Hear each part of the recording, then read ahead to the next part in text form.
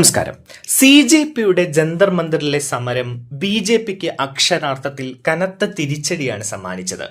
BJP എന്ന് പറയുമ്പോൾ നരേന്ദ്രമോദിക്കും അമിത്ഷായ്ക്കും അടവുകൾ പിഴയ്ക്കുന്ന കാഴ്ച നമ്മൾ കണ്ടു. അങ്ങനെ കേന്ദ്ര വിദ്യാഭ്യാസ മന്ത്രിയായിരുന്ന ധർമ്മേന്ദ്ര പ്രധാൻ രാജിവെച്ച് പോയതോടുകൂടി സമരം അവസാനിച്ചു. പക്ഷേ അതിന്റെ അലയൊലികൾ ഇപ്പോഴും കെട്ടടങ്ങിയിട്ടില്ല. നരേന്ദ്രമോദിക്കും അമിത്ഷായ്ക്കും വലിയ നാണക്കേടാണ് ഈ സമരം ഉണ്ടാക്കിയിരിക്കുന്നത്. ലോക്സഭയിൽ ഇന്ന് നരേന്ദ്രമോദിയും അമിത്ഷായും എത്തിയില്ല. സുപ്രധാനമായിട്ടുള്ള ഒരു ബില്ല് അവതരിപ്പിക്കുന്ന ദിവസം പ്രതിപക്ഷത്തിന്റെ കനത്ത പ്രതിഷേധം ഉണ്ടാകും എന്ന് ഭയന്നാണോ നരേന്ദ്രമോദി സഭയിൽ എത്താത്തത് എന്ന ചർച്ച ഒരു വശത്ത് നടക്കുകയാണ്. കാരണം ഈ സമരത്തിലൂടെ കേന്ദ്രമന്ത്രി രാജിവെച്ചതോടുകൂടി നരേന്ദ്രമോദിക്കും അമിത്ഷായ്ക്കും അതൊരു ക്ഷീണമായി മാറിയിരിക്കുകയാണ്. കാരണം വലിയ കരുത്തരാണ് എന്ന ഇവരുടെ കൂട്ടുകെട്ട് വലിയ രീതിയിലുള്ള BJPയുടെ നിലനിൽപ്പിന് വലിയ കരുത്ത് പകരുന്നു എന്ന ഒരു വിശ്വാസവും പറച്ചിലുമൊക്കെ ഉണ്ടായിരുന്നു. പക്ഷേ സമരം ഇത്രയധികം ശക്തമായപ്പോൾ, ജനപിന്തുണ ലഭിച്ചപ്പോൾ നരേന്ദ്രമോദിക്കും അമിത്ഷായ്ക്കും അടവുകൾ പിഴച്ചു.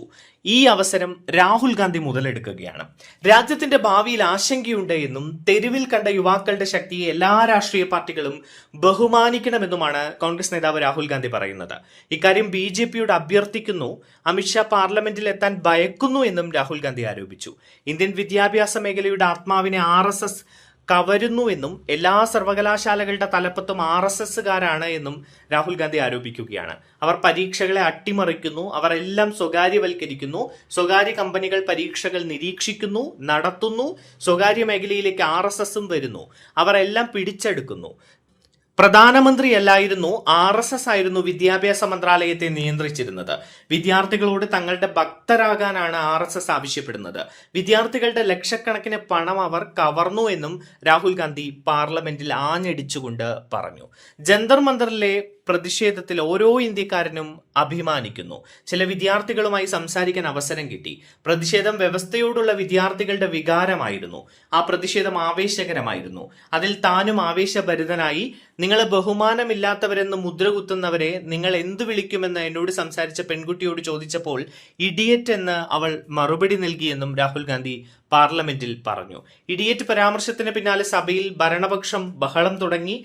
ആരുടെയും പേര് പറഞ്ഞിട്ടില്ല എന്നാണ് രാഹുൽ പറഞ്ഞത്. ഒരു കുട്ടിയുടെ വികാരം പങ്കുവെക്കുകയായിരുന്നു എന്നാണ് രാഹുൽ സഭയോട് പ്രതികരിച്ചത്. പാർലമെന്റിലാണ് സംസാരിക്കുന്നതെന്ന് ഓർക്കണമെന്ന് സ്പീക്കർ രാഹുൽ ഗാന്ധി ഓർമ്മിപ്പിച്ചു.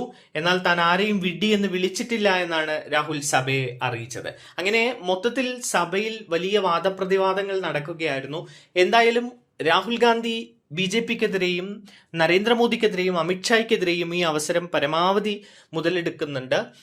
അവർക്കെതിരെ കടുത്ത വിമർശനങ്ങൾ ഉന്നയിക്കുന്നുണ്ട്.